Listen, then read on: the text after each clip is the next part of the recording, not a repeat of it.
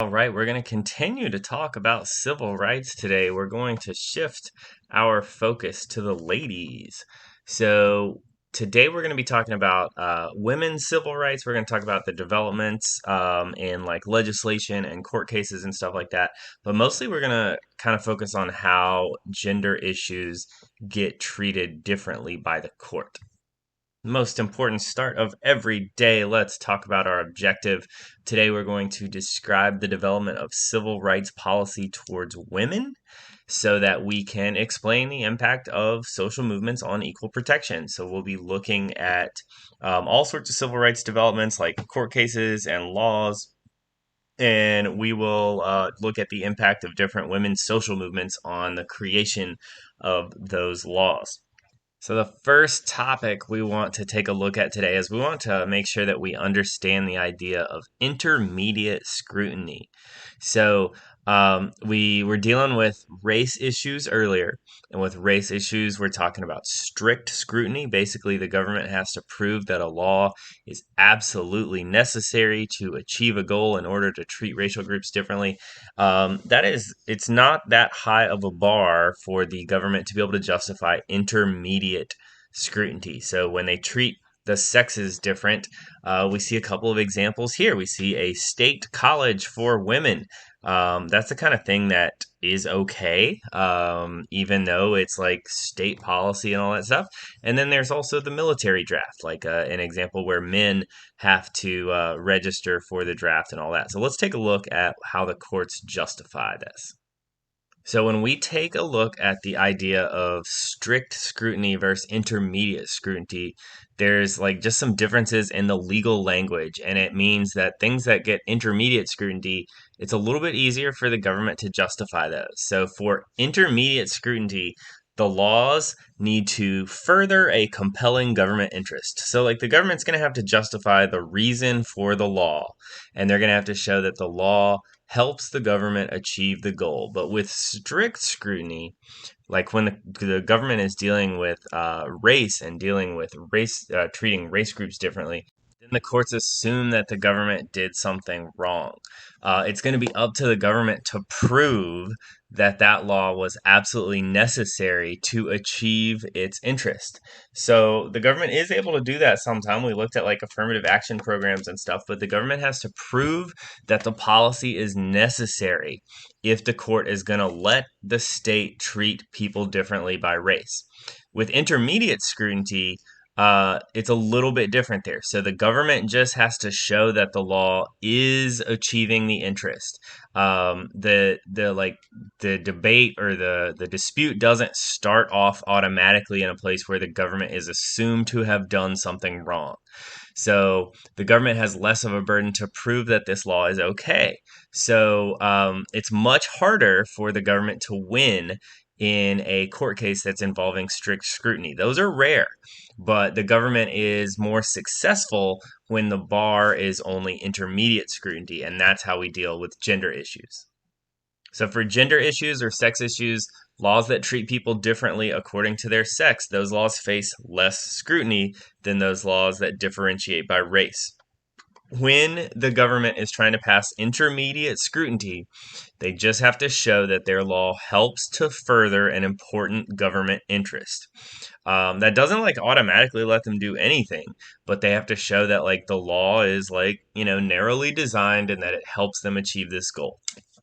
So race is treated with strict scrutiny. We got to remember that, meaning the government's almost always wrong unless it can prove that this law is absolutely necessary.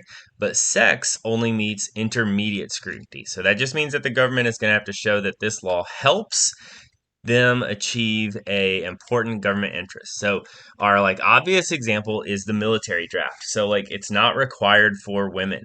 So the law treats the sexes different in that situation, and that's allowed. That the Supreme Court has even answered this question before, and all the government has to show here is that having a draft, having all men sign up for the draft, helps them achieve the goal of enough people joining the military. So there are lots of places where like different treating people differently by their sex is legal. So like lawful forms of discrimination happens, and a lot of different places. So these are all the kinds of things that like pass intermediate scrutiny but wouldn't pass strict scrutiny. So for example, it's okay for like some jobs to have like specific requirements, like only a particular sex could do this specific job. There's not going to be many cases of this, but like in some cases jobs can justify that. Like an example that the courts have allowed is like at gyms have like bathroom attendants or something, so like they can require that like a woman work as the bathroom attendant in the woman's bathroom or whatever. So like that could be a job requirement. um State schools, like that's, high schools all the way, colleges and things like that, all forms of state funded schools, they can have separate events for men and women. That's okay. That includes, athletic competitions and stuff like that. It includes all sorts of different services. So they can have different events for men and women. There are some states, not all states, but a lot of states have support services for victims of domestic violence. But many of the states only provide these services for women, even if there is no parallel service for men. And that's the kind of thing that has passed before. So that has passed intermediate scrutiny here.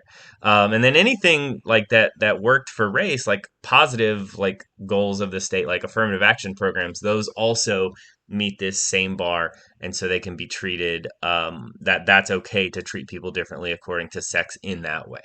All right, let's take a look at some of the early legal victories in women's social movements working toward legal rights and equal protection status. So what we've got here, we've got some old some way out west. We had a lot of states early on allow women vote, and these were women fighting for the right to vote in older states out in the east who denied them those rights.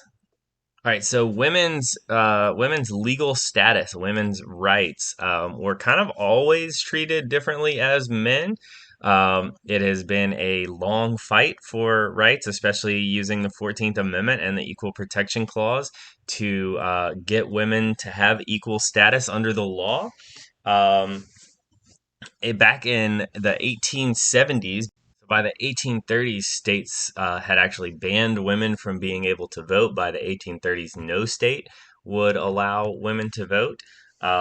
Mississippi, our friends to the south, became the first state to allow women to have property rights in their own name. So Mississippi was actually the first place to allow women to own property in the United States. And then a big change in the legal status of women would be the 14th Amendment, which was added after the Civil War in 1868. The 14th Amendment was ratified, but it defined citizens and voters as male. This is the first time that the term that male was in the Constitution. So the first, like, referring to any sex or gender of people in the Constitution was with the 14th Amendment. Um, then after that, we have Arabella Mansfield. She becomes the first woman to start practicing law, and that was in Iowa. So we have a woman who's able to practice law, but we don't have women with a lot of legal rights at this point.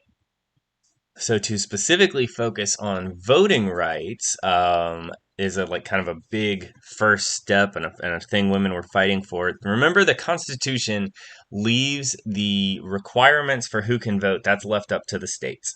So the states all get to make their own rules. It's not that states had to only allow men to vote, but that's the decision that every state made by the middle of the 1800s here. So in 1872, we have Susan B. Anthony, that's who we see in the background in purple.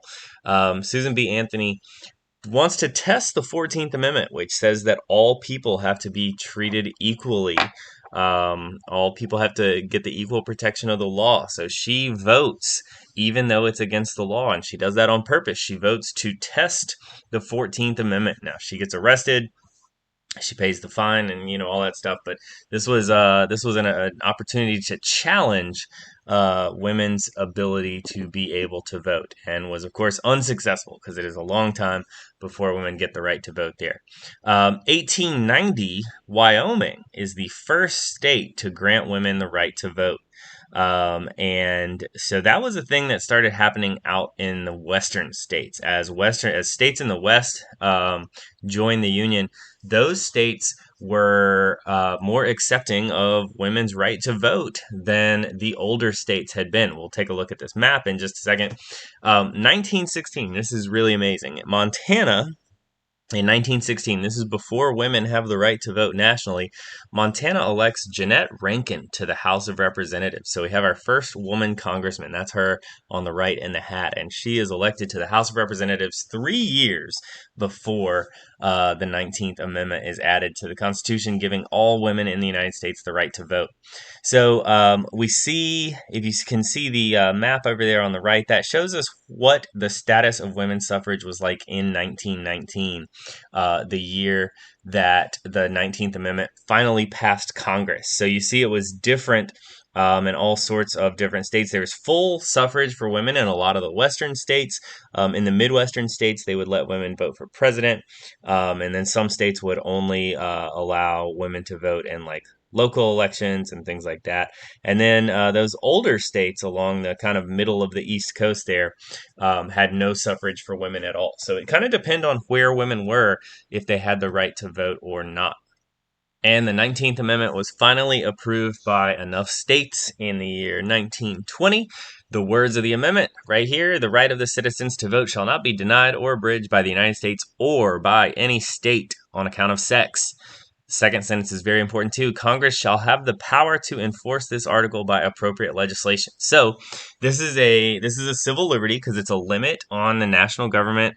It's a limit on the states and their ability to discriminate against women. But the second part there, it gives Congress the power to pass laws to carry this out. So very important there. This gives Congress an additional power to pass laws necessary to make sure that women do have the right to vote in all of these states. And so we see the number of women in Congress growing and growing a tremendous amount after women are given the right to vote. And we finally reach a point where women are at about a quarter of the representation of Congress, but still a long way to go until they are equally represented in our legislative branch. All right, so that's just the beginning. That's just an early look at voting rights. The 19th Amendment, a very, very important right for women and an important legal protection. And of course, at intermediate scrutiny and seeing how the courts are going to deal with women's issues that are before the court. But now we're going to move on to more modern era of women's rights and fights for women's legal protection under the law.